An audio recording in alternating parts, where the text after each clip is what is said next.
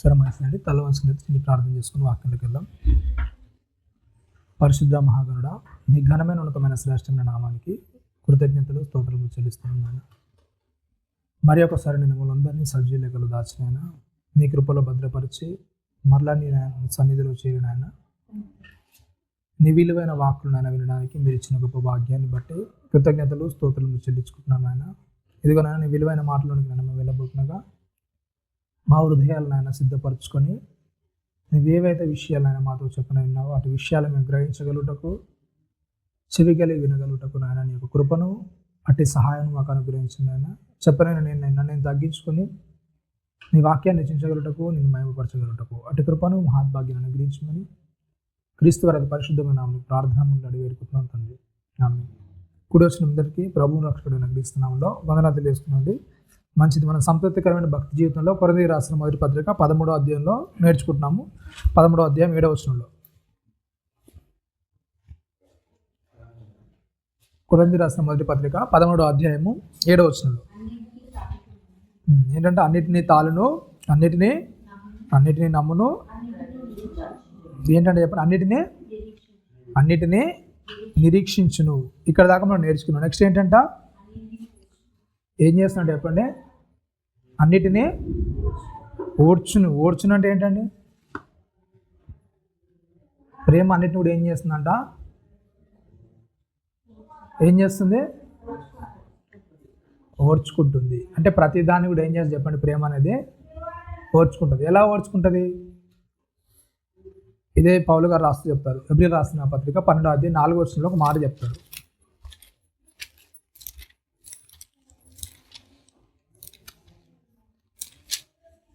ఈసారి అందరూ 12:4 ఎబ్రియలు రాసిన పత్రిక 12వ అధ్యాయం 4వ వచనంలో 3వ వచనం చూడండి. మీరు ఏంటంట, మీరు అలసట పడకయో మీ ప్రాణములు విసుకకయు ఉండునట్లు పాపాత్ములు తనకు వ్యతిరేకముగా చేసిన తిరస్కారం అంతయు ఏంటంటే చెప్పండి, ఓర్చుకుని ఆయనను తలంచుకుడు. ఫస్ట్ ఏమని చెప్తున్నాడంటే 3వ వచనంలో చెప్తున్నాడు ఏంటంట, ఏం చేద్దాం చెప్తున్నాడు, అలసట పడద్దు. ఓర్చుకోవడం అంటే ఏంటి చెప్పండి. ఫస్ట్గా ఏం చేయొద్దు, అలసట పడ్డం అంటే ఏంటి, ఆల్రెడీ మళ్ళీ విసుకకు కూడా రాశాడు పక్కన. ఫస్ట్ ఏంటంటే అలసట పడకయు రాశాడు, తర్వాత ఏంటంట ప్రాణాలు విసుకొద్దంట. ఫస్ట్ ఏంటంటే అలసట పడద్దు. అలసట పడద్దు అంటే ఏంటి అంటే చాలా ఎక్కువ పని చెప్పేసి ఏమవుతుంది చెప్పండి, మనకు అలసట అనేది వస్తుంది. ఓకేనా, రైట్. అయితే ప్రేమ విషయాల్లో అవతల వ్యక్తుల దగ్గర ఏం చేద్దంటే చెప్పండి, మనం ఏం చేద్దంటే అవతల చూపించే విధానంలో ప్రేమ అనేది ఎప్పుడు కూడా ఏం చేద్దంటే చెప్పండి, అలసిపోద్ది. అలసిపోయిన తర్వాత మనకి ఏమొస్తుంది చెప్పండి, బాగా అలసిపోయానికి ఏమనిపిస్తుంది మనకు, కోపం విసుగు కాదు ఫస్ట్గా, ఇక చాలే ఇంతకంటే ఎక్కువ మనం చేయలేం. అవునా కదా, అలసట బాగా వచ్చినాక ఏం చేస్తాం చెప్పండి, ఇంతవరకు చాలే కాకుంటే నెక్స్ట్ టైం చూద్దాంలే. అవునా కదా, బాగా అలసిపోయానికి ఏమనిపిస్తుంది చెప్పండి, ఇప్పుడు చేసిన వరకు చాలు కానీ తర్వాత చూద్దామని అనిపిస్తుంది. అవునా కదా. అయితే ఇక్కడ చెప్తాను ఏంటంటే, మీరు అలసట పడద్దంటే ఏ విషయాల్లో, అవతలలో శ్రమ పెడుతుంటే, అవతలలో ఇబ్బంది పెడుతుంటే ఆ ఓర్చుకునే విషయానికి వస్తాను ఏం చేద్దాడు చెప్పండి, అలసట పడద్దంట. ఎంత ఇబ్బంది పెడతారో పెట్టని, ఎంత కష్టపెడతారో పెట్టని, ఎంత ఎక్కువగా హింస పెడతారో పెట్టని, కానీ అట్లాంటి విషయాలు ఏం చేద్దంటే చెప్పండి, ఏం చేద్దంటండి, అలసిపోద్దంట. అంటే ఇక చాలే, ఇక నువ్వు పెట్టిన శ్రమ చాలే, నువ్వు అన్న మాటలు చాలే, ఇక నా దగ్గర రాకండి, చాలే నన్ను వదిలేయండి. అవునా కదా, అట్లాంటివి అనొద్దని చెప్పి నెక్స్ట్ ఇంకేంటంటే చెప్పండి, ఏం చేద్దంటే చెప్పండి, ప్రాణం ఏం చేద్దంట విసుకొద్దు. ఏం చేద్దంట, ప్రాణము విసుకొద్దు. ప్రాణం అనేది ఎక్కడ ఉంటుంది చెప్పండి, ఎక్కడ ఉంటుందండి, ప్రాణం అసలు ఎందుకు ఇసుకుతుంది? ఎప్పుడన్నా మీకు ప్రాణం విసికిన సందర్భాలు ఉన్నాయా? ఉన్నాయా లేవా? ఉన్నాయా? అంటే ప్రాణం విసుకడం అంటే ఏంటి అసలు? విసికిన సందర్భాలు ఉన్నప్పుడు అంటే విసుకడం అంటే ఏంటి అసలు? ప్రాణం విసగడం అంటే ఏంటి? విసిగిపోవడం అంటే ఏంటి? ఏంటిదండి? అక్కడ ఏమని చెప్తున్నాడు? మీ ప్రాణాలు ఏం చేద్దంట? విసుకకయు ఉండున్నట్లు. ఏం చేయాలంటే విసుకకు ఉండొద్దు, అంటే విసుకోవద్దు ప్రాణాలు. ఎట్టి పరిస్థితుల్లో కూడా దాని మీద ఏం చేయొద్దు? హోప్ అనేది కోల్పోవద్దు. ఓకేనా? అంటే ప్రతి విషయాలు కూడా ఎలా ఉండాలంటే చెప్పండి, ప్రాణాలు విసుక్కుండా ఉండాలి. ఓకేనా? ప్రాణాలు విసుక్కోకుండా ప్రతి వ్యక్తి పట్ల కూడా మనం ఏం చేయాలి? ప్రవర్తించే విధానం అనేది ఉండాలి. ఓకేనా? రైట్. అయితే యేసుక్రీస్తు వారిని ఏం చేస్తారంటే సిలువేస్తుంటారు, అవునా కదా? సిలువేస్తున్నప్పుడు అక్కడ జరిగిన సందర్భం ఏంటంటే, అట్లాంటి పరిస్థితులు ఏమవుతుంది చెప్పండి? మనల్ని ఒకవేళ ఒక వ్యక్తి హింసిస్తుంటే, నిందలేస్తుంటే, అవమానపరుస్తుంటే మనం ఎలా రియాక్ట్ అవుతాం? ఎలా చేస్తాం చెప్పండి? నీకు చేత కాదు, నువ్వేం చేయలేవు, అవునా కదా, నువ్వు దేవుడు, నువ్వు అసలు కిందికి దిగిరా, అవునా కదా? ఇట్లాంటివన్నీ అవమానాలు చేస్తూ ఆయనను దూషిస్తూ ఇలా సిలివేస్తుంటే, అట్లాంటి పరిస్థితుల్లో యేసుక్రీస్తు అన్న మాట ఏంటంటే ఏమంటారు చెప్పండి? మీరు ఏం చేస్తున్నారో వీళ్ళకు తెలియదు, కాబట్టి ఏం చేయి? క్షమించు. ఓకేనా? అయితే ఏంటంట, ప్రాణాలు ఏం చేయద్దండి చెప్పండి? విసుకొద్దు. ఓకేనా? ప్రాణాలు ఇసుక్కుండా ఉండడం అంటే ఏంటి చెప్పండి? అట్లా అంటే అవతల వ్యక్తి నాకు ఇబ్బంది కలిగిస్తుంటే, హింస కలిగిస్తుంటే, అట్లాంటి పరిస్థితుల్లో కూడా నేను ఏం చేయొద్దు? విసుక్కోకుండా ఆ వ్యక్తి గురించి ఏం చేయగలగాలి నేను? ఆ వ్యక్తి మేలు కోరే విధంగా నా జీవితం అనేది ఉండగలగాలి. ఓకేనా? అంటే అట్లాంటి దాంట్లో మనం ఉన్నామా? నెక్స్ట్ చెప్తున్నాడు ఏంటంటే, పాపాత్ములు తనకు వ్యతిరేకంగా చేసిన తిరస్కారం అంతయో ఓర్చుకొని ఏంటంట, ఆయనను తలంచుకోండి. ఎవరిని తలంచుకోండి? యేసుక్రీస్తుని తలంచుకోండి. ఎందుకంటే ఆయనకు ఎన్నో వ్యతిరేకంగా చేశారు, ఎన్నో హింసించారు. అలా హింసించినా సరే ఆయన ఏం చేశాడు? ఓర్చుకున్నాడు. ఓర్చుకున్నాడు అని చెప్తూ కింది మాటలు చెప్తున్నాడు. అసలు ఏంటో అసలు విషయాన్ని చూడండి కదా, ఏమని చెప్తున్నాడు? మీరు పాపముతో పోరాటలో రక్తము కారణంతగా ఏంటంటే చెప్పండి? ఏంటంటే మీరు పాపంతో పోరాటంలో రక్తము కారణంతగా ఇంకా దాన్ని ఏం చేయలేదంట? రక్తం కారేంత ఇంకా ఏం చేయాలంట? పాపాన్ని ఎదిరించలేదు. నిజంగా అంతగానే ఎదిరించాం మనం పాపాన్ని? ఏమని చెప్తున్నాడు? మీకు వచ్చే చాలా చిన్న తిరస్కారాలు, చాలా చిన్న అవమానాలు, చాలా కొద్దివే, దాన్ని కూడా ఏం చేస్తారంటే మీరు అప్పటికప్పుడు ఏం చేసుకుంటారు? ఏం చేస్తారండి? ఓర్చుకుంటారు, భరిస్తారు, లేకపోతే అప్పటికప్పుడు అనేసి వదిలేస్తారా? ఏం చేస్తాను చెప్పండి? మనకేమైనా ఆయాసం కానీ ఇబ్బంది కానీ అనిపిస్తే అప్పటికప్పుడు అన్ని లోపల ఉన్న ఆయాసాన్ని తీర్చుకోవడానికి ఇష్టపడతామా, లేకుంటే వదిలేస్తామా దాన్ని? మనకేమైనా బాధలు ఇబ్బందులు ఉంటే అవి మరలా అనేసి మనం లోపల నుంచి ఆయాసాన్ని తీర్చుకోవడానికి ఇష్టపడతామా, లేకుంటే ఓర్చుకోవడానికి ఇష్టపడతామా? ఏం చేస్తాం చెప్పండి? మనకి ఎంత బాధ ఉన్నా, ఎంత ఆయాసం ఉన్నా సరే ఏం చేస్తాం చెప్పండి? ఒకవేళ మనం ముంగట వ్యతిరేకమైన వ్యక్తి ఉంటే ఆ వ్యక్తితో అనకపోయినా సరే పక్కోళ్ళకన్నా చెప్పేసి ఏం చేస్తాం మనం? ఏం చేస్తాం చెప్పండి? మన లోపల ఉన్న బాధను, ఆ వ్యధను ఏం చేస్తాం మనం? ఏం చేస్తాం? తగ్గించుకోవడానికి ప్రయత్నం చేస్తాం, అవునా కదా? ప్రతిదీ కూడా ఏం చేస్తాం? మన లోపల ఉన్న బాధను, ఆ వ్యధను, ఆ ఆయాసాన్ని, ఆ కక్షను అంతా కూడా ఏం చేస్తాం? వాళ్ళతో డైరెక్ట్ ఏమనుకున్నా సరే పక్కలతో ఏం చేస్తాం? వాటిని కూడా ఏం చేస్తాం మనం? చెప్పుకుంటూ మన లోపల ఉన్న బాధనంతా కూడా ఏం చేస్తాం మనం? తీర్చేసుకోవడానికి ప్రయత్నం చేస్తాం తప్ప ఓర్చుకోవడానికి ఎప్పుడు కూడా మనం ఏం చేయము? ఇష్టపడం, అవునా కదా? సర్లే వాళ్ళు ఏదో చేస్తున్నారు, అనుకోకుండా చేస్తున్నారు, వాళ్ళకి తెలియక చేస్తున్నారు అని ఓర్చుకునేంత స్వభావం మనలోనికి వచ్చిందా?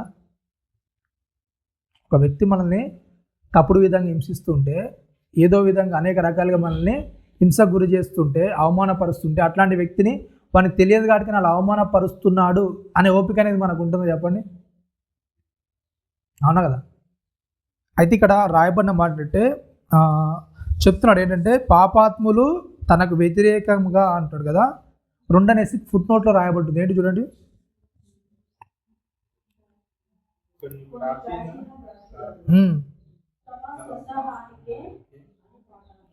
ఏంటంటే చెప్పండి, ఏం జరుగుతుందంటే చెప్పండి, ఏం జరుగుతుందంట అంటే అవతలోడు మనల్ని అవమానపరిస్తే, అవతలోడు ఇబ్బంది పరిస్తే, అవతలోడు మన నష్టాన్ని కలిసి ఏం జరుగుతుందో జరిగేది ఏంటి చెప్పండి? ఎవరి సొంతానికి కలుగుతుంది? ఎవరికి జరుగుతుందో చెప్పండి? ఎవరైతే తప్పు చేస్తున్నారో, ఎవరైతే ఆ అబద్ధానికి క్రియేట్ చేస్తున్నారో, ఎవరైతే హింసిస్తున్నారో వాళ్ళకి ఏమవుతుందో చెప్పండి? హాని కలుగుతుంది. అవునా? అవతలోనికి హాని కలుగుతుందంటే నువ్వేం చేయాలి? ఏం చేయాలి చెప్పండి? అవతలకు హాని కలుగుతుందంటే నువ్వేం చేయాలి? ఏం చేస్తారు? అవతలోనికి హాని కలుగుతుందంటే మీరు ఏం చేయాలి చెప్పండి? హాని కలుగుతున్న వ్యక్తి గురించి, అంటే అతడు దుర్దశలోనికి వెళ్ళిపోతాడు, ఇబ్బందిలో పడిపోతాడు, అట్లాంటి వ్యక్తి గురించి మీరు ఏం చేయాలి? ఏం చేయాలి చెప్పండి? బాధపడాలి. అవునా కదా? వాడు మనం తిట్టినా ఏమైనా చేసినా కానీ ఇబ్బంది ఎవరికైతుంది? వాళ్ళకే జరుగుద్ది, నష్టం అనేది వాళ్ళకే పెద్దగా అవుతుంది. కాబట్టి అట్లాంటి వాళ్ళ గురించి మనం ఏం చేయాలి చెప్పండి? ఏం చేయాలి? ప్రార్థన చేయాలి, ఓపిక పట్టాలి, వాళ్ళు మారేలా మనం ఏం చేయాలి? ముందు చూపుగా కలిగి ఉండాలి. అవునా కదా? కానీ మనం ఏం చేస్తాం? అవతలోడు మనకు వ్యతిరేకంగా మనకు హేతువుగా నిలబడి చేస్తుంటే అట్లాంటి దానికి మనం ఎలా స్పందిస్తాం చెప్పండి? వాడు నన్నే అంటున్నాడు, నన్నే అవమానపరుస్తున్నాడు, నన్నే ఇబ్బంది పరుస్తున్నాడు, అంటే 10 మందిలో నన్ను చిన్న చూపు చూసే విధంగా చేస్తున్నాడు. అవునా కదా? మనమంతా కూడా మన గురించి అనుకుంటాం, కానీ బైబిల్లో రాయబడిన మాట ఏంటంటే అవతలోడు మనకు వ్యతిరేకంగా చేస్తున్నాడు, అవతలోడు తప్పు చేస్తున్నాడంటే అది ఎవరికి తప్పుగా చేస్తున్నాడు? వాని హానికే వాడు చేసుకున్నాడు. కనుక క్రైస్తవునిగా అది మీకు తెలుసు, అవతలోని తెలియదు. అవునా కదా? అవతలో నేను నిందిస్తున్నాడంటే, అవతలో నేను అవమానపరుస్తున్నాడంటే, అవతలో నేను హింసిస్తున్నాడంటే వానికి తెలియదు. వాడు ఏమనుకుంటాడు? నిన్నే ఇబ్బంది పెడుతున్నా అనుకుంటాడు, నిన్నే హాని చేస్తున్నా అనుకుంటాడు, అంటే నీకే విరోధంగా చేస్తున్నా అనుకుంటాడు. కానీ బైబిల్లో రాయబడిన మాట ఏంటంటే అవతలోనికి వ్యతిరేకంగా వాడిని తప్పు లేనప్పుడు ఎప్పుడైతే మనం హింసిస్తామో అది ఎవరి హానికి వస్తుంది? ఎవడైతే తప్పు చేస్తాడో వాని మీదకే అది హానిగా వస్తుంది. అవునా కదా? రైట్. నువ్వు తప్పు చేయనప్పుడు నువ్వు మంచిగా ఉన్నాడు, అవతలో నీకు హాని చేస్తుంటే నువ్వేం చేయాలి? అవతలోని గురించి ఏం చేయాలి? పాపం వాడు బాధలో పడతాడు, వాడు ఇబ్బందిలో పడతాడు. అవునా కదా? యేసుక్రీస్తు వారు ప్రార్థన చేసింది ఎందుకంటే వాళ్ళంతా చేస్తుంది దేనికి చెప్పండి? వాళ్ళ సొంతానికే చేసుకుంటారు. యేసుక్రీస్తు వారు మనుషులు, ఆయనను సిలువేస్తున్నారు, దానివల్ల ఎవరికి నష్టం అవుతుంది? హాని ఎవరికి కలుగుతుంది? అవునా కదా? యేసుక్రీస్తు వారు ఎలాగో చనిపోవాలి, ఆయన చనిపోవడానికే భూమి మీదకి వచ్చాడు. కానీ ఏంటంటే అక్కడ ఎవరైతే ఆ క్రియలను జరిగిస్తున్నారో ఆ క్రియలను బట్టి నష్టమా అని ఎవరికి చెప్పండి? ఆ సిలువ ఎవరైతే వేస్తున్నారో, ఆ నిందలు ఎవరైతే వేస్తున్నారో, ఆ అవమానాలు ఎవరైతే చేస్తున్నారో వాళ్ళకి ఏమవుతుంది చెప్పండి? వాళ్ళకి ఇబ్బంది అనేది జరుగుతుంది. అట్లాంటి పరిస్థితుల్లో యేసుక్రీస్తు వారు మాట చెప్తున్నారు ఏంటంట, తండ్రి వాళ్ళు ఏం చేస్తున్నారో వాళ్ళకు తెలియదు కనుక వాళ్ళని ఏం చేయి? క్షమించు. ఓకేనా? రైట్. ఇప్పుడు నీ దశకు వస్తాను, నిన్నెవరు అవమానపరుస్తుంటే, నిన్నెవరు ఇబ్బంది పెడుతుంటే నష్టం ఎవరికి కలుగుతుంది? ఎవరికి కలుగుతుంది చెప్పండి? మన నష్టం ఎవరైతే చేస్తున్నారో వాళ్ళకి ఇబ్బంది కలుగుతుంది, వాళ్ళకి నష్టం కలుగుతుంది. అట్లాంటి పరిస్థితుల్లో నువ్వు ఏం చేయాలి? ఏం చేయాలి చెప్పండి?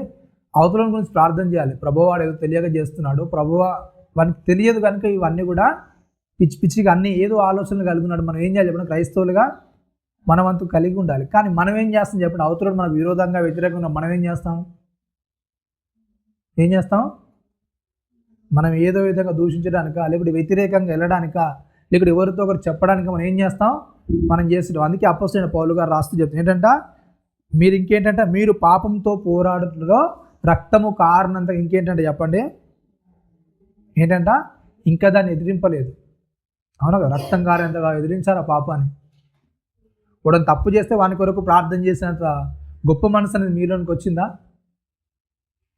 వాడన మనకు వ్యతిరేకంగా చేస్తే, వాడు మనకి ఇబ్బంది హాని కలిగిస్తే అట్లాంటి పరిస్థితుల్లో ఆ వ్యక్తి మంచిగా ఉండాలని కోరుకునేంత మనసు మీకు వచ్చిందా? వచ్చిందా లేదా అండి? ఏమన్నాడు అక్కడ? పాపంతో ఏంటంటే చెప్పండి, మీరు ఇంకా రక్తము కారణంతో ఏం చేయలేదంటే చెప్పండి? పోరాడలేదు. కాబట్టి ఏంటంట ఆయన ఎవరిని? యేసుక్రీస్తు వారిని మనం ఏం చేయాలి చెప్పండి? మనం ఏం చేయాలి? ఆయనను తలంచుకోవాలి. ఆయనను తలంచుకుంటే ఏమవుతుంది? మనం చేసేవన్నీ కూడా ఏమవుతుందో చెప్పండి? చాలా చిన్నదిగా అనిపిస్తూ ఉంటుంది. హెబ్రీ పత్రికలను చెప్తాడు కొన్ని మాటలు. ప్రకటన గ్రంథంలోకి వెళ్దాం. ప్రకటన గ్రంథము 13వ అధ్యాయం 10వ వచనంలో,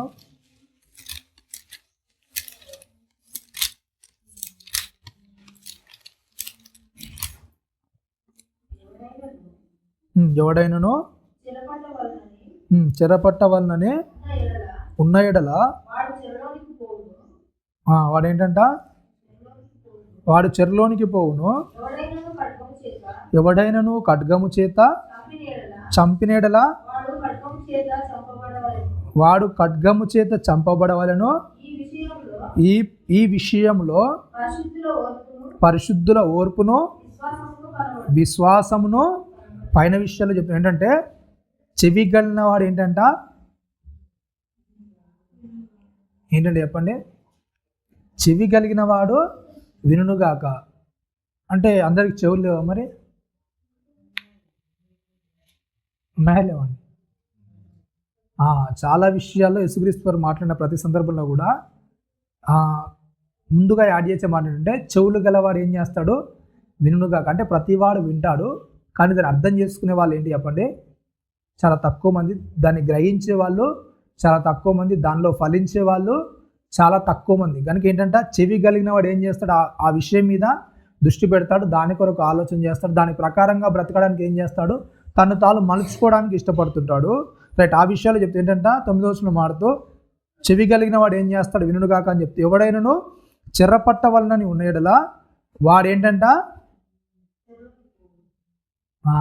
ఏం చేస్తాడు చెప్పి, ఎవడైనా చెరపట్టాలనుకుంటే వాడు ఏం చేస్తాడంట, ఏం చేస్తాడండి? ఎవరు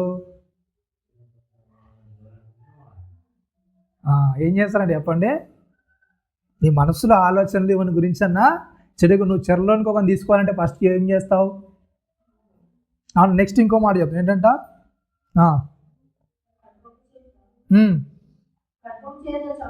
ఎవడైనా నువ్వు ఖడ్గం చేత చంపినట్లా ఏంటంటే ఒకవేళ ఎవరన్నా చంపాలని నువ్వు చూస్తే ఏమవుతావు చెప్పండి, నువ్వు కూడా చేస్తావు. నెక్స్ట్ ఏంటంట,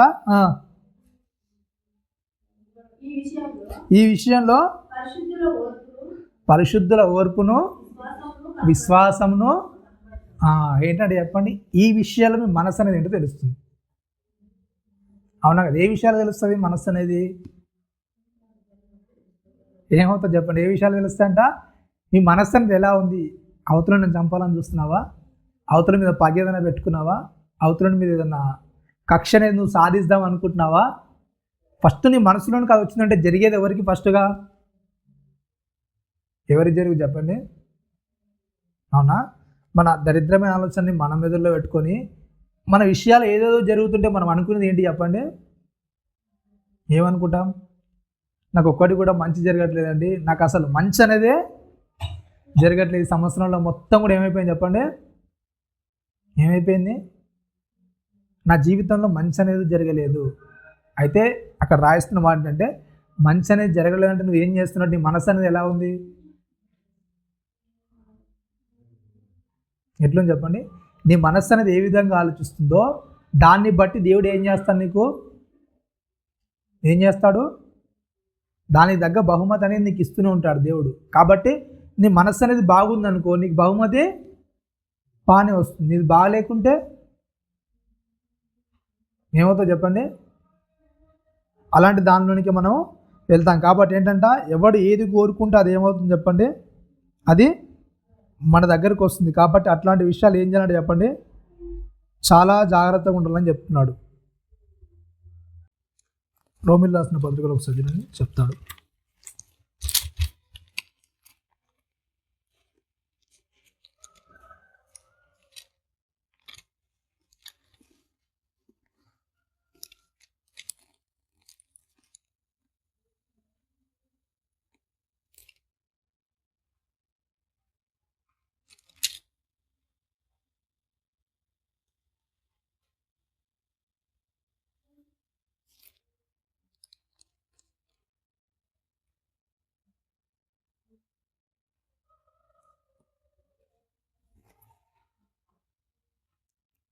ఎనిమిది 31 చెప్తాడు కొన్ని విషయాలు. అక్కడ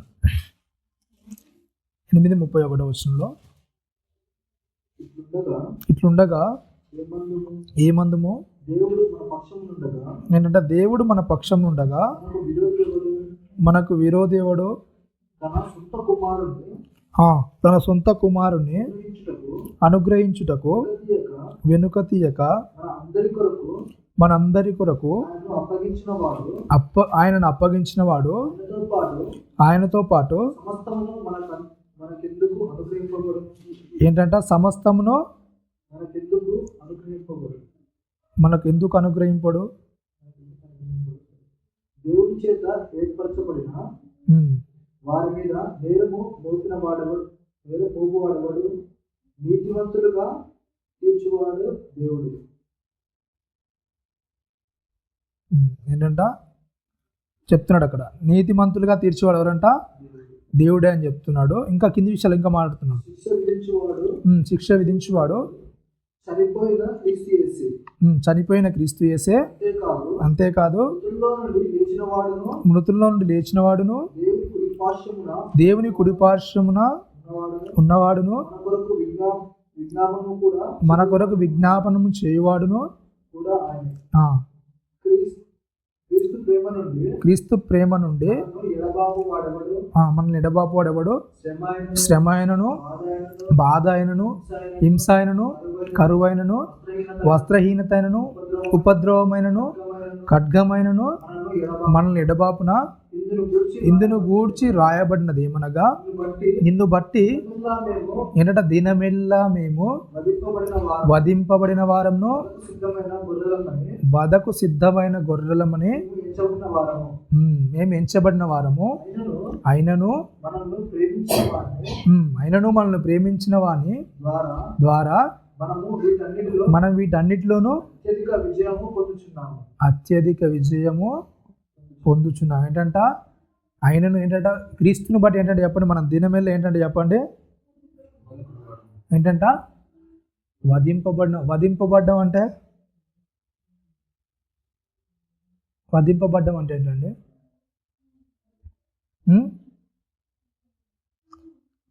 లూకాసు వార్త 21:19 చూడండి ఒకసారి.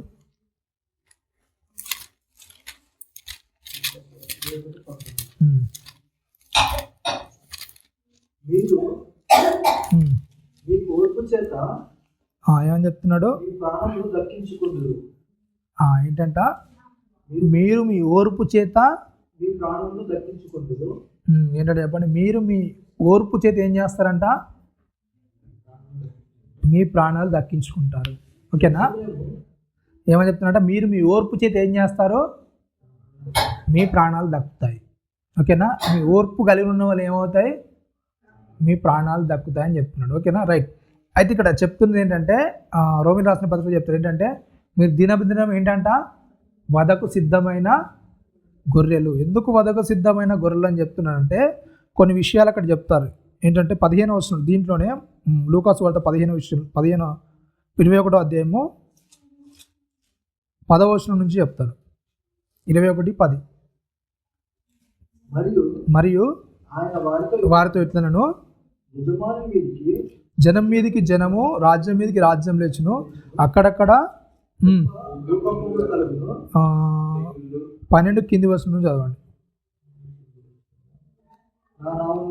ఇవన్నీ 12వ వచనంలో, ఇవన్నీ జరగక మునుపు వారు మిమ్మల్ని బలాత్కారంగా పట్టి నా నామం నిమిత్తం మేము రాజుల యుద్ధకును అధిపతుల యుద్ధకును తీసుకొని పోయి సమాజ మందిరములకును చెరసాలకు అప్పగించి హింసింతురు. ఇది సాక్షార్థమే మీకు సంభవించును. కాబట్టి ఏంటంట మేమేమి సమాధానం చెప్పుదుమని మీరు ముందుగా చింతింపకుందుమని మీ మనస్సులో నిశ్చయించుకునుడి. మీ విరోధులందరూ ఎదురాటకును కాదనుటకును వీలు కాని వాక్కును జ్ఞానాన్ని మీకు అనుగ్రహించును. ఏంటంటే తల్లిదండ్రుల చేతను, సహోదరుల చేతను, బంధువుల చేతను, స్నేహితుల చేతను మీరు అప్పగింపబడుదురు. వారు మీలో కొందరిని చంపింతురు. నా నామము నిమిత్తము ఏంటంటే చెప్పండి, ఏం జరుగుతుందంట? ఆ ఓర్పు అనేది ఎందుకు కావాలంటే చెప్తున్నాడు. ఏంటంట ఏం జరుగుతుందంటే అసలు సంగతి ఏంటంటే చెప్తున్నాడు. ఏంటంట తల్లిదండ్రుల చేత, సహోదరులను, బంధువుల చేత, స్నేహితుల చేతను ఏం చేస్తారు చెప్పండి? ఏం చేస్తారంట? అప్పగింపబడతారు. వాళ్ళందరూ కూడా మిమ్మల్ని ఏం చేస్తారు? ద్వేషిస్తారు. ఓకేనా? మీరంటే పడని వారిగా ఉంటారు, మీరంటే గిట్టని వారిగా ఉంటారు. మీ సొంతోళ్ళే, మీ సొంత బంధువులే, మీకు కావాల్సిన వాళ్ళే, రక్త సంబంధులే, మిమ్మల్ని కన్నోళ్ళే అయినా సరే ఏం చేస్తారు? మిమ్మల్ని ద్వేషించే విధంగా ఉంటారు, మిమ్మల్ని ద్వేషిస్తారు. అట్లాంటి పరిస్థితుల్లోని మీరు వెళ్తారు. అందుకే ఏం చేయాలంటే మీరు ఓర్పు అనేది కావాలని చెప్తున్నాడు. ఏంటంటే మీరు నా నామం నిమిత్తం మనుషులందరి చేత ఏం చేస్తారంట? ఏం చేస్తారు? ద్వేషింపబడతారు. అంటే మనుషులందరూ కూడా ఏం చేస్తారు? ద్వేషిస్తారు. ఎలా ఉంటే ద్వేషిస్తారు మనుషులందరూ?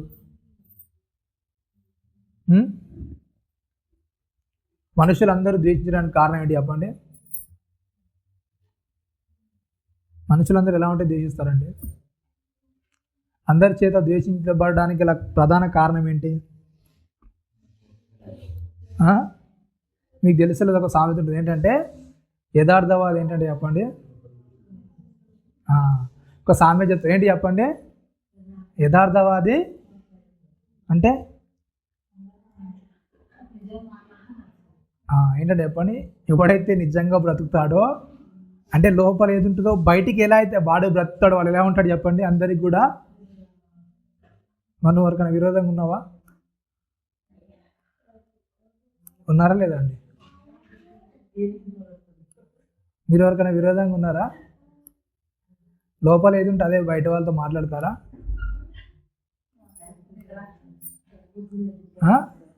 మాట్లాడతారా? మాట్లాడరా?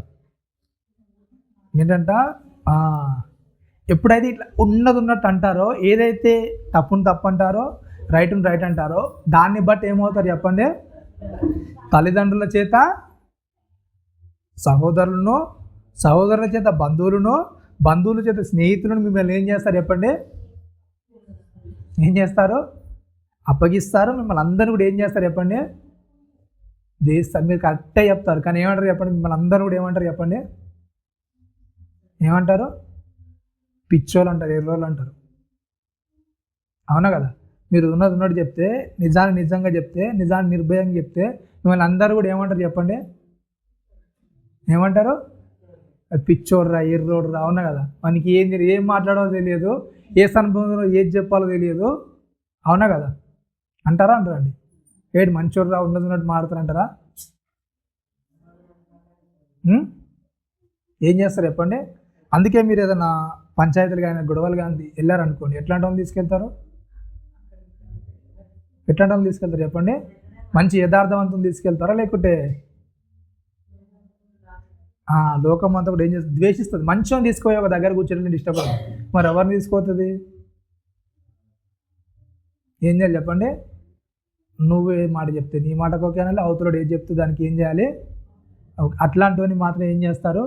కూర్చోవెళ్ళి మీరు మధ్యలో మాట్లాడడానికి ఇష్టపడతారు తప్ప, తప్పుంటే తప్పు అని చెప్పడానికి, వీని తప్పుంటే వీని చెప్పడానికి ఏం చేయరు మనుషులు? ఏం చేయరు? లక్ష్య పెట్టరు. అట్లాంటి పరిస్థితుల్లోనికి సమాజం అనేది వెళ్ళిపోతుంది. తల్లిదండ్రుల చేత ఏం చేస్తారంటే సహోదరులు తల్లిదండ్రుల చేతను, సహోదరుల చేతను, బంధువుల చేతను, స్నేహితులు, అంతే వీరందరి చేత కూడా ఏం చేస్తారు? ద్వేషించబడతారు. ఎలా ఉంటే ద్వేషించబడతారు? నువ్వు యథార్థంగా ఉంటే, నువ్వు దేవుడు చెప్పిన మాట ప్రకారం ఉంటే ఏం చేస్తావు చెప్పండి? మనుషులు అందరూ కూడా ఏం చేస్తారు? నిన్ను ద్వేషిస్తారు. అంటే ద్వేషింపబడతాము అని చెప్తున్నాడు. మీరు నా నామం నిమిత్తం మనుషులందరి చేత కూడా ఏం చేస్తారంట? ద్వేషింపబడతారు. ఇంకేంటంట? ఏంటంటే చెప్పండి? దేవుడు ఇచ్చిన మాట ఏంటంటే, కానీ మీ తల వెంట్రుకల్లో ఒక్కటైనను నశింపదు. అప్పుడప్పుడు అంటాం కదా, చాలా విషయాలు మనం ఏమంటాం చెప్పండి? మీరు అనడం వల్ల ఏమవుతుంది చెప్పండి? నా వెంట్రుక కూడా ఏం రాలిపోతుంది అంటుంటారు కదా, అవునా? అయితే అట్లాగే దేవుడు ఇస్తున్న వాగ్దానం ఏంటంటే, చెప్తున్నది ఏంటంటే, అవతలోడు ఎన్నో పన్నాగలు పడినా, ఎంతో విరోధంగా చేసినా, నువ్వు యథార్థంగా ఉంటే, నువ్వు న్యాయంగా ఉంటే ఏమవుతుంది చెప్పండి? ఏమవుతుంది చెప్పండి? తల వెంట్రుకల్లో ఒక్కటైనా కూడా ఏం చేయదంట? నశింపదు. అంటే దేవుడు అంత జాగ్రత్తగా మనల్ని ఏం చేస్తాడు? కాచి కాపాడుతాడు. చాలా జాగ్రత్తగా మన వెన్నంటే ఉంటాడు. అలా ఉండాలంటే ఏం చేయాలని చెప్తున్నాడు? నెక్స్ట్ చెప్తున్నాడు ఏంటంట? మీరు మీ ఓర్పు చేత ఏం చేస్తారంట, మీ ప్రాణాలు దక్కించుకుంటారు. ఏం కావాలి చెప్పండి, ఇవన్నీ మీకు జరగాలంటే ఫస్ట్ ఏం చేయాలి, మీకు ఓర్పు ఉండాలి. ఎంత ఓర్పు ఉండాలి ఏంటంట, ఎబ్రీ పత్రికలు రాస్తే చెప్పి ఏంటంట, మీరు అలసట పడకయు మీ ప్రాణములు విసుకకయు ఉండాలంట. అవునా, ఏం చేద్దంట, అలసట పడద్దంట, విసక్కుని ఉండాలంట. అట్లాంటి వారిగా ఉంటే ఏం చేయాలి, యథార్థంగా ఉండాలి. ఓకేనా, ఇట్లా ఎప్పుడైతే మనం ఉంటామో ఆ ఓర్పు అనేది ఏం చేస్తాం, అవతలని మనము చూపించగలుగుతాం. మరి ఇంత ఓర్పులోనికి మనం వెళ్తున్నాం చెప్పండి, అంత ఓర్పు కలిగి. అవునా, అంత ఓపిక అవతలోడు మనం దూషిస్తే ప్రార్థించేంత భక్తి అనేది మనలో ఉందా? అవతలోడు మనం దూషిస్తే దూషించిన వ్యక్తి గురించి వాడు బాగుపడాలని ప్రార్థించే మనసు మనకు ఉందా చెప్పండి? ఉందా లేదా? అంత ఓర్చుకునే స్వభావం మనకుందా? చెప్తున్నాడు ఏంటంటే, మీరు మీ ప్రాణాలను దక్కించుకోవాలంటే మీకు ఉండాల్సింది ఏంటంటే ఓర్పు అనేది ఉండాలి. ఎంత ఓర్పు అంటే అది ఏం చేయాలి చెప్పండి, మీరు అంటే యేసుక్రీస్తును మీరు ఏం చేయండి, తలంచుకోండి. ఆయన ఎంత ఓర్చుకున్నాడో, ఎంత భరించాడో దాన్ని మీరు మనసులోకి తెచ్చుకోండి. మీ ముందుకు వచ్చే శ్రమలన్నీ కూడా, మీ ముందుకు వచ్చే కష్టాలన్నీ కూడా మీరు ఇంకా రక్తం కారేంతగా ఆ పాపంతో ఏం చేయలేదు, మీరు పోరాటం చేయలేదు. ప్రతి విషయాల్లో కూడా మీరు ఏం చేస్తున్నారు, మిమ్మల్ని మీరు ఎక్కడో ఒక దగ్గర ఏం చేస్తారు చెప్పండి, ఏం చేస్తారు, పర్లేదులే ఏం కాదులే చేయొచ్చులే అని ఏం చేస్తారు, ప్రతిదానికి కూడా మిమ్మల్ని మీరు తగ్గించుకుంటే ఏం చేస్తారు, ప్రతిదానికి కూడా మీరు వెళ్ళడానికి ఇష్టపడుతున్నారు. కానీ ఏంటంటే అట్లాంటి దానిలోనికి వెళ్ళకుండా ఎప్పుడైతే మీరు ఓర్పు కలిగి ఉంటారో, ఆ ఓర్పులోనికి మీరు వెళ్తుంటారో మీ ప్రాణాలు ఏం చేస్తాయి చెప్పండి, దక్కించబడతాయి. మీ ప్రాణాలు అనేది మీరు దక్కించుకుంటారు. కాబట్టి ప్రతి విషయంలో కూడా ఏం చేయమని చెప్తున్నాడు, చాలా జాగ్రత్తగా ఉండమని చెప్తున్నాడు. ఓకేనా, రోమిలకు రాసిన పత్రిక 12వ అధ్యాయము 12వ వచనంలో మాట చెప్తాడు. ఇంకా రోమా 12:12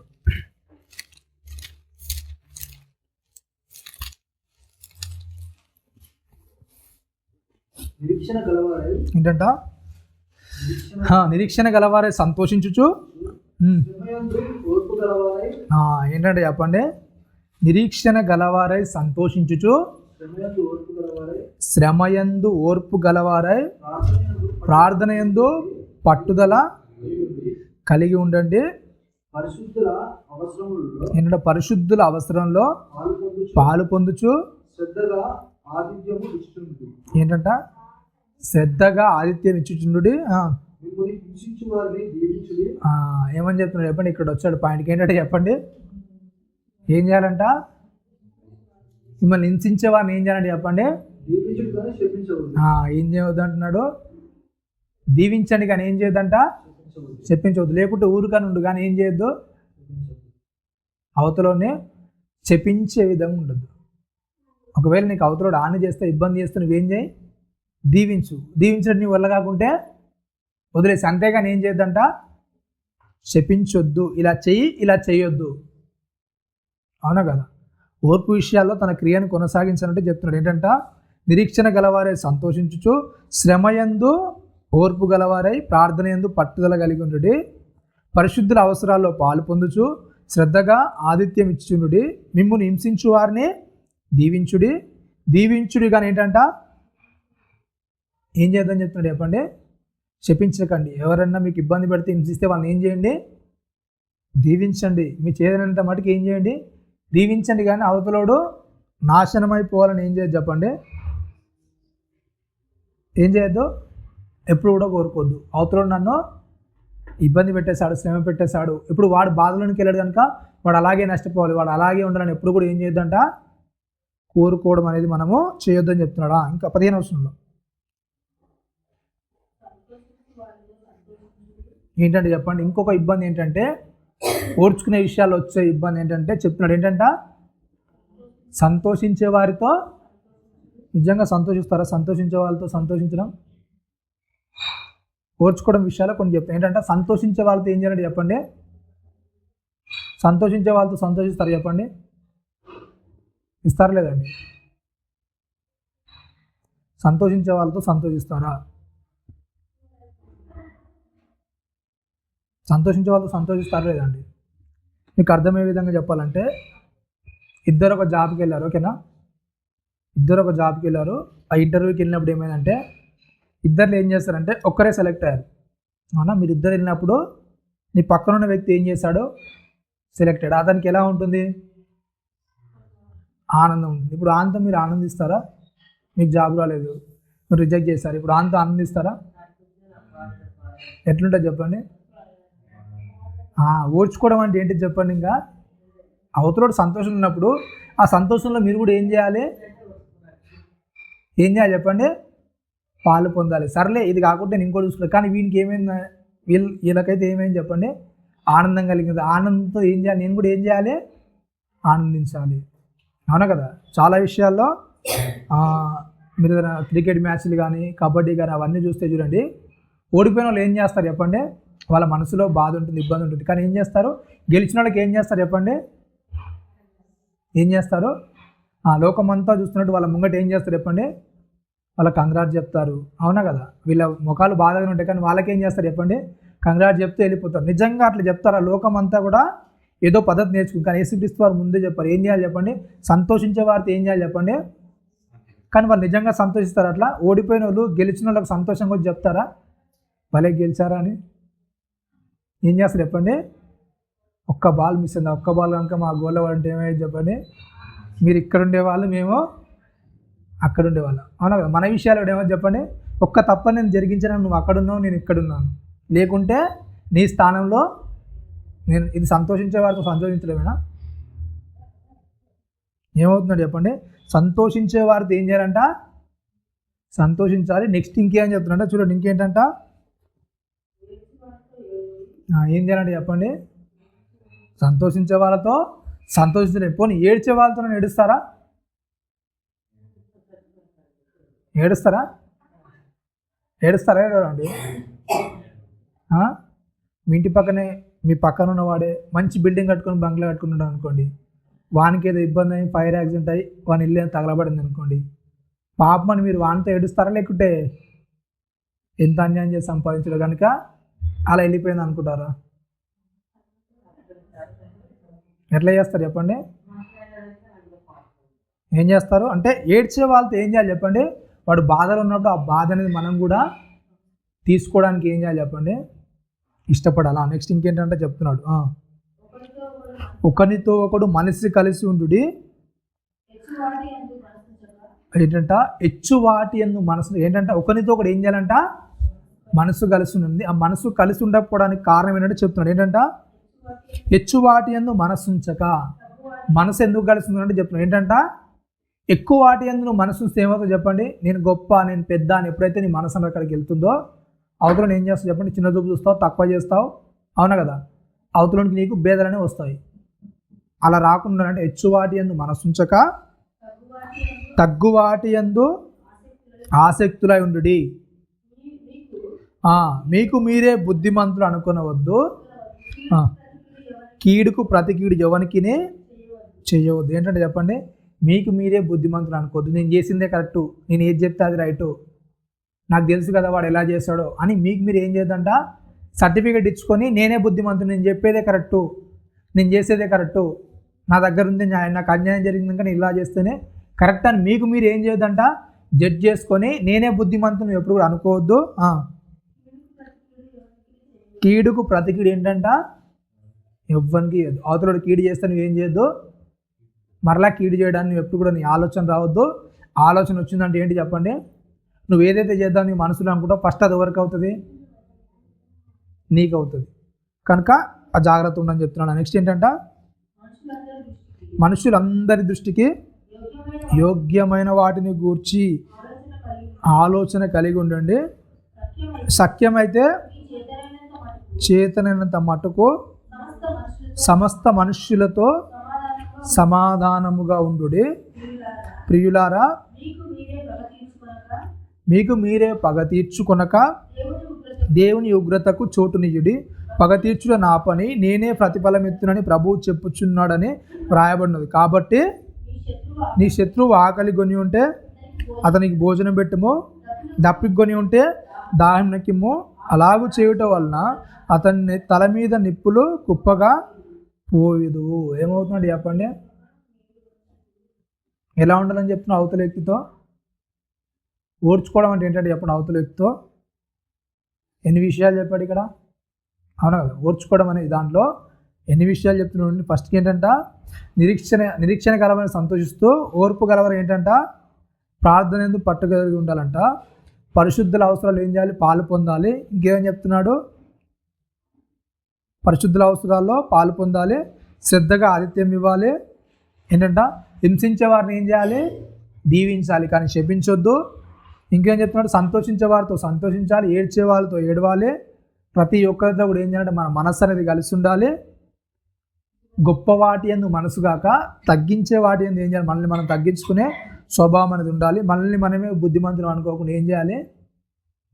జాగ్రత్త, అందరు చెప్పేది వినడానికి సిద్ధంగా ఉండాలి. కీడుకు ప్రతి కీడు చేయొద్దు. మనుషులందరి దృష్టికి ఏం చేయాలి? మేలైనది చేయాలి. సత్యమైతే మనుషులందరితో కూడా ఏం చేయాలి? సమాధానం కలిగి ఉండాలి. ఇంకేంటంట, మీకు మీరే పగ తీర్చుకోవడానికి ఇష్టపడకుండా ఏం చేయాలి చెప్పండి? దేవుని ఉగ్రతకు చోటు ఇవ్వాలి. కాబట్టి ఏంటంట, శత్రువు ఆకలి కొంటే వానికి ఏం చేయి? భోజనాన్ని ఇవ్వు. దప్పికొంటే ఏం చేయి? దాహానికి ఇవ్వు. అవునా కదా? ఎంతవరకు కోర్చుకోవాలని చెప్తున్నారంటే, శత్రువుకి ఏమైనా ఇబ్బంది వస్తే, ఆపద వస్తే కూడా ఏం చేయాలంటే చెప్పండి, అక్కడ నువ్వు నిలబడే స్థాయిలోనికి నిన్ను ఏం చేసుకోవాలి? ఓర్చుకోవడానికి సిద్ధపడాలి. కాబట్టి అందుకే ఏంటంట, ఇంకా మీరు పాపం విషయాల్లో ప్రాణం ఏంటంట, రక్తము కారణంత ఇంకా మీరు పోరాడలేదు. ఒకవేళ రక్తం కారేంతగా మీరు పోరాడితే ఏమవుతుందో చెప్పండి? ఏమవుతుంది? యేసుక్రీస్తుకి ఎలాంటి మనస్సు అనేది ఉందో అట్లాంటి మనస్సు అనేది మీకు వస్తుంది. అట్లాంటి స్వారూప్యంలోనికి మీరు వెళ్తారు. కాబట్టి అలాంటి పరిస్థితుల్లోనికి ఏం చేయాలి? మనం ఎప్పుడు కూడా ఉండడానికి సిద్ధపడాలి. చివరి ఒక మాట చూసి ముగించుకుందాం.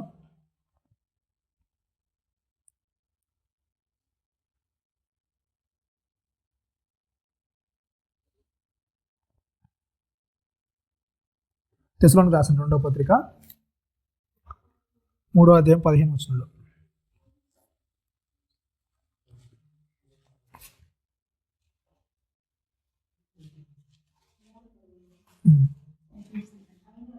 తెస్సలోనికి రాసిన 2వ పత్రిక 3వ అధ్యాయం 15వ వచనం.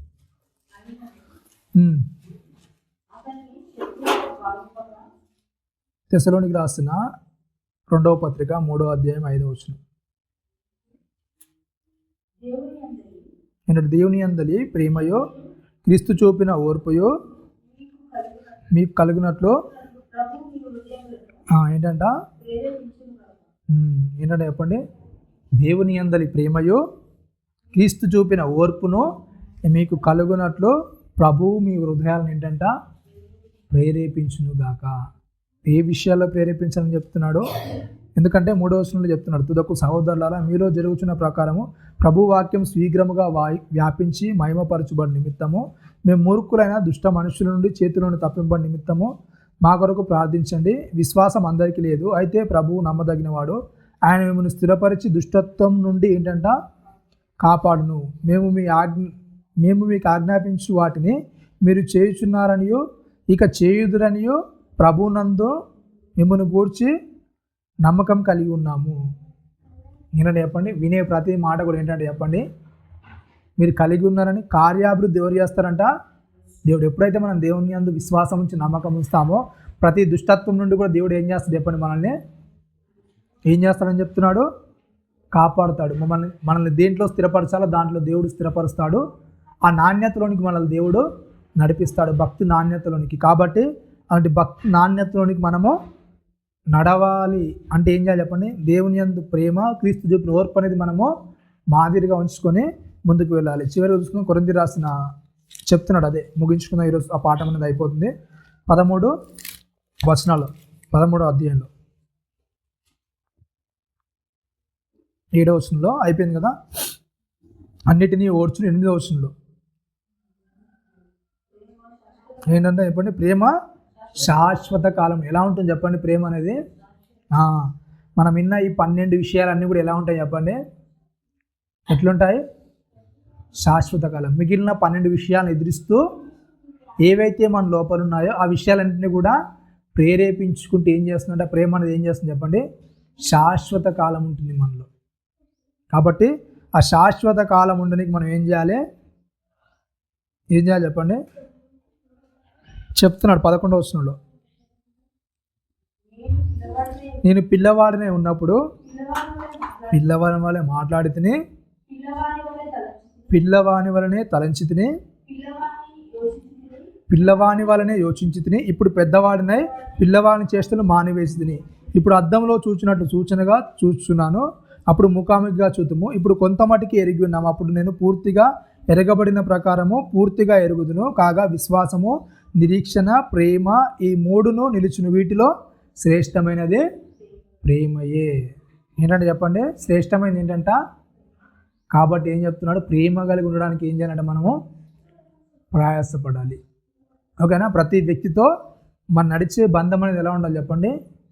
ప్రేమగా ఉండడానికి మనల్ని మనం ఎప్పుడు కూడా ఏం చేసుకోవాలి? పురికొల్పబడుతుండాలి. ఆ దేవుడు చెప్పిన ప్రేమలో మనం ఏం చేయాలి? మలచబడుతూ దేవుడు చెప్పిన రీతిగా మనల్ని మనం మలుచుకుంటూ సిద్ధపరచుకుంటూ ఉండాలని కోరుకుంటూ చిన్ని మాటలు ముగిస్తున్నాం. తల వంచుకొని ప్రార్థించుకుందాం. పరిశుద్ధుడా మహాగణుడా, నీ ఘనమైన ఉన్నతమైన శ్రేష్టమైన నామానికి కృతజ్ఞతలు స్తోత్రములు చెల్లిస్తున్నాం ఆయన. విన్న మాటలు నాయన మా హృదయంలో ఫలించిన ఆయన. ఇదిగోనైనా నీవు అనుకుంటున్న ప్రేమలోనైనా మేము వృద్ధి చెందగలిగి అభివృద్ధి చెందిన ఆయన, నీవు అనుకుంటున్న రీతిగా మా హృదయాలనైనా మలచబడి లోకం కొరకు నాయన ఆలోచించగలుగుటకు, శత్రువునైనా సరే ప్రేమించగలుగుటకు నాయన అట్టి హృదయాన్ని నాయన ధైర్యాన్ని మాకు అనుగ్రహించిన నాయన, నీలో ఫలించగలుగుటకు వృద్ధి చెందగలుగుటకు నీ వాక్యం చేత నాయన మమ్మల్ని వృద్ధి చెందించిన ఆయన మీ ఆత్మ సహాయంతో బలపరచమని నాయన, విన్న వాక్యం నాయన మా హృదయంలో ఫలించి నీ కొరకు అంటుకట్టబడుటకు, నీలో వృద్ధి చెందగలుగుటకు అట్టి కృపను మాకు అనుగ్రహించిన ఆయన, విన్న ప్రతి మాట నాయన మా హృదయంలో ఫలించి నీ కొరకు వృద్ధి చెందులాగా నాటి కృపను మహద్భాగ్యాన్ని మాకు అనుగ్రహించిన ఆయన, జరుగుతున్న బలలో కూడా నేను తోడుగా ఉండి మీకు మహిమకరంగా జరిగే అటు కృపను మహద్భాగ్యం అనుగ్రహించమని క్రీస్తు వారి అతి పరిశుద్ధమైన నామమున ప్రార్థన మనం అడిగి పెట్టుకుంటున్నాం తండ్రి. అందరికీ ఉంది.